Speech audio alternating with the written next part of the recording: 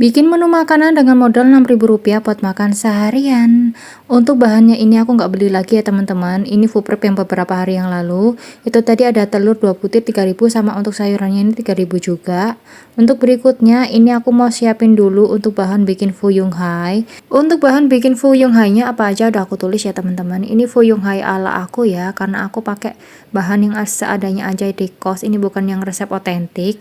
Nah, kalau bahannya udah masuk semua baru ini diaduk rata. Sebelumnya ini aku siapin dulu atau panaskan dulu minyaknya. Kalau minyaknya udah benar-benar panas baru dituang. Kalau udah kering atau matang baru dibalik pelan-pelan, jangan sampai putus untuk adonannya. Dan ini dia fuyungnya udah matang. Berikutnya ini aku siapin dulu untuk bumbu halus atau bikin bumbu saus fuyung hai-nya.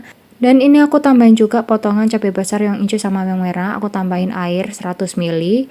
Nah, terus aku seasoning pakai saus tomat, saus sambal, saus tiram, lada, garam, penyedap secukupnya aja sama gula.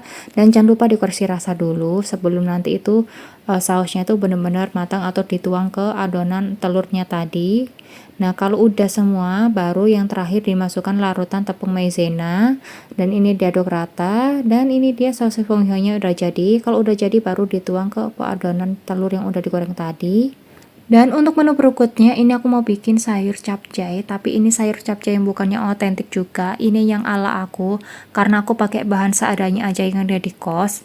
Dan itu tadi kalau wortelnya sama bumbunya udah matang baru dimasukkan air, lalu aku seasoning pakai garam, gula, penyedap, cukupnya aja, saus tiram sama lada. Dan jangan lupa juga dikoreksi rasa. Nah, ini diaduk rata. Aku tambahkan juga irisan bawang bombay, ini opsional aja. Baru kalau udah matang semua baru ditambahkan sayuran sawi sama kubis tadi. Dan terakhir aku tambahkan juga tepung larutan tepung maizena sama minyak wijen. Kalau udah nih diaduk rata dan ini dia sayur capcay ala aku udah jadi. Alhamdulillah hari ini bisa makan enak. Gini aja tuh udah enak banget karena ini menu kesukaanku sama Pak suami.